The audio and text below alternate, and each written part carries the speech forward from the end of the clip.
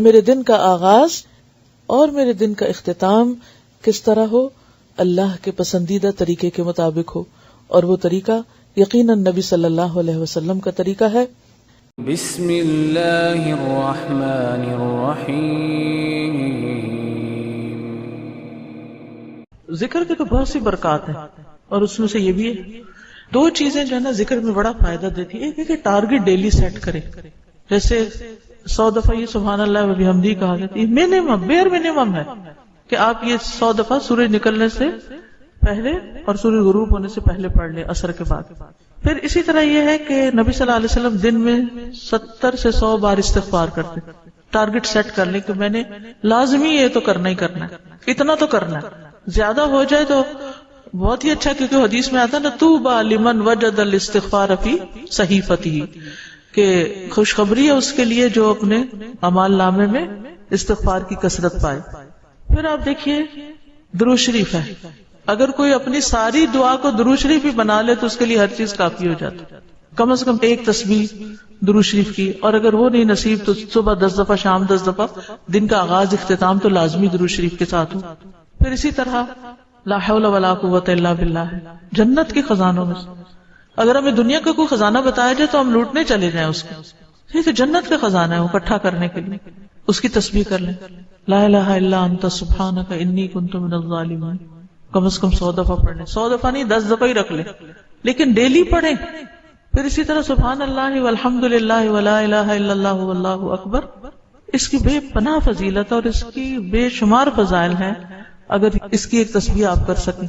اب یہ ہے کہ اتنا کچھ اوور ویلمنگ ہو جاتا ہے، یہ بھی کر لو، یہ بھی کر لو، یہ بھی کر لو، کچھ چیزیں صبح کے وقت کے لیے رکھ لیں، کوئی دوپہر کے لیے رکھ لیں، کوئی شام کے لیے رکھ لیں، کوئی کہیں اگر آپ آتے جاتے ہیں اس کے لیے رکھ لیں، کوئی کسی کام کے ساتھ باندھ لیں۔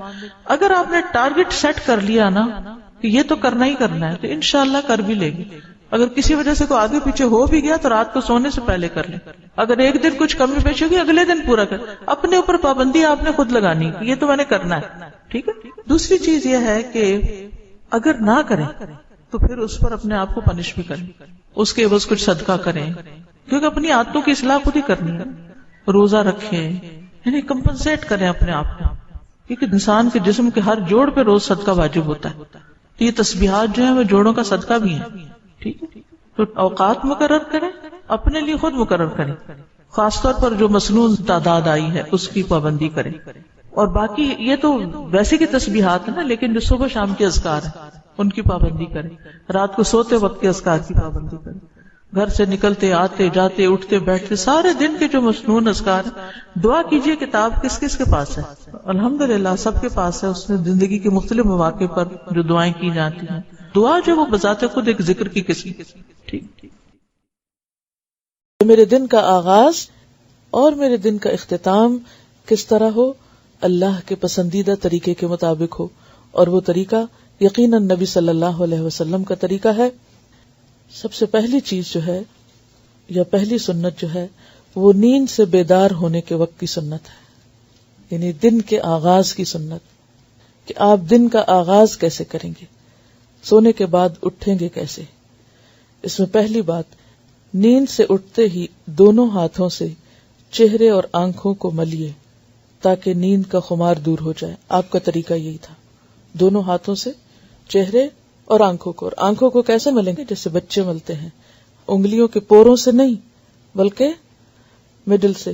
اب بچوں کا اگر کبھی چھوٹے بالکل انفینٹس جو ہوتے ہیں، اگر ان کو آپ دیکھیں انگلیاں یعنی ہاتھ ملتے چہرے پر، تو وہ پوروں سے نہیں ملیں گے، وہ کس سے کریں گے؟ اس طرح۔ پوروں سے کیوں نہیں ملنا؟ کیونکہ انسان کے ناخن یا پور جو ہیں یا انگلیوں کے جو اگلے حصے ہیں، ہو سکتا ہے سوتے وقت کسی گندی جگہ پر جا پڑے ہوں، اور پھر وہ گندے ہاتھ اگر آپ صبح سویرے اٹھ کے اپنی آنکھوں کو ملنے میں استعمال کر رہے ہیں تو وہ گندگی آنکھوں میں چلی جائے گی اور نقصان دہ ہوگی۔ لیکن یعنی انگلیوں کے درمیان سے، اور جس طرح بچے آنکھوں کو ملتے ہیں اس طرح آنکھوں کو ملنا چاہیے۔ یہ ایک طرح سے ہلکی سی ایکسرسائز ہوتی ہے آنکھوں کی، اور اس سے انسان کو بیدار ہونے میں اور ایکٹیو ہونے میں اور فریش ہونے میں مدد ملتی ہے۔ دوسری بات، بیدار ہونے یعنی جاگنے کے بعد اور بستر چھوڑنے سے پہلے، یعنی بستر سے اٹھنے سے پہلے، اب یہ یاد رکھنا ہے آپ کو یہ دعا پڑھیے، الحمدللہ الذی احیانا بعدما اماتنا والیہ النشور. تمام تر تعریفیں اللہ تعالیٰ ہی کے لیے ہیں کہ جس نے ہمیں مارنے یعنی سونے کے بعد زندہ کیا یعنی اٹھایا، اور اس کی طرف ہی ہمیں لوٹ کر جانا ہے. پھر آپ دیکھیے کہ پہلی ہی دعا میں کس چیز کی یاد دہانی ہے. اٹھتے ہی سب سے پہلا سبق کیا پڑھنا ہے کہ ہمیں شکر ہے آج کا دن تو مل گیا، لیکن ایک دن واپس بھی جانا ہے. اور وہی بات کہ اصل مومن کے نزدیک آخرت کی اہمیت اس زندگی یا اس دنیا سے زیادہ ہے، کیونکہ یہ زندگی ہمارے لیے تھوڑے دن کے لیے، یہ تو ایک کام کرنے کا وقت ہے. اصل جو ہمیں زندگی ملنے والی ہے یا جہاں ہمیں رہنا ہے یا جو ہمارا گھر ہے یا جہاں ہمیں ہمیشہ ہمیشہ کے لیے بسنا ہے وہ آخرت ہے. اور شیطان ہمیں اسی حقیقت کو بھلوائے رکھتا ہے. وہ ہمارے سامنے ہر روز صبح اٹھتے ہی اس دنیا کو سب سے بڑا مسئلہ بنا کے دکھاتا ہے. کوئی نہ کوئی غم سویرے اٹھتے ہی لاحق ہو جائے گا، کوئی نہ کوئی فکر اور کوئی نہ کوئی پریشانی، اور عموماً وہ کون سی ہوتی؟ دنیا ہی کے کسی مسئلے کی ہوتی.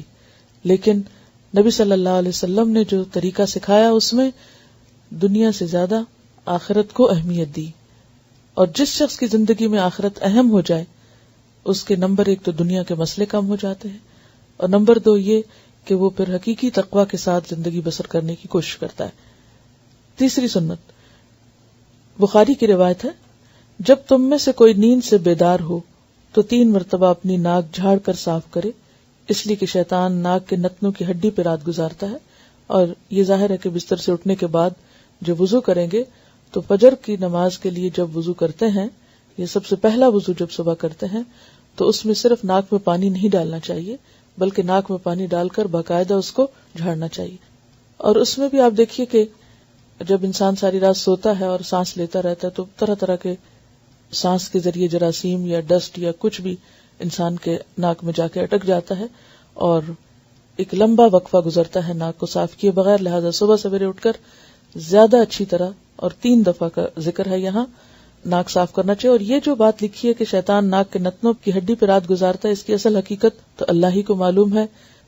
ایسی چیزیں متشابہات میں سے ہیں جن کو ہم دیکھتے نہیں، چونکہ ہم غیب پر ایمان لاتے ہیں، اس لیے ہم جو بھی رسول اللہ صلی اللہ علیہ وسلم فرماتے ہیں اس کو مان لیتے ہیں کہ ایسا ہی ہوگا.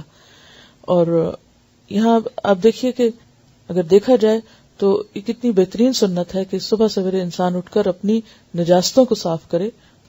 آپ صلی اللہ علیہ وسلم جب نیند سے بیدار ہوتے تو اپنا منہ یعنی دانت مسواک سے خوب صاف کرتے تھے، کیونکہ ساری رات بیکٹیریاز کو خوب کام کرنے کا موقع ملتا ہے منہ کے اندر. اور اگر انسان پوری طرح صفائی نہیں کرتا دانتوں کی یا جرمز کل نہیں ہوتے تو وہ پھر کسی بھی خوراک کے ساتھ، حتیٰ کہ پانی بھی آپ پیتے ہیں تو اس کے ساتھ آپ کے جسم کے اندر دوبارہ واپس لوٹ جائیں گے، جو کئی طرح کی بیماریوں کا سبب بن سکتے ہیں. تو اس میں اب آپ دیکھیے کہ 4 چیزیں جو ہیں نیند سے اٹھنے کے بعد آپ کو لازمن کرنی. اب اس میں آپ دیکھیے کہ وہ وضو کرنا اور باقی چیزیں بھی آگے تفصیل سے آئیں گی، لیکن یہ 4 کام ضروری ہیں. نمبر 1 آنکھوں کی ایکسرسائز یعنی آنکھیں مل کے اٹھنا. نمبر 2 دعا پڑھ کے اٹھنا. نمبر 3 خاص طور پر ناک کی صفائی اور منہ کی صفائی. ناک کی اور منہ کی صفائی صبح سویرے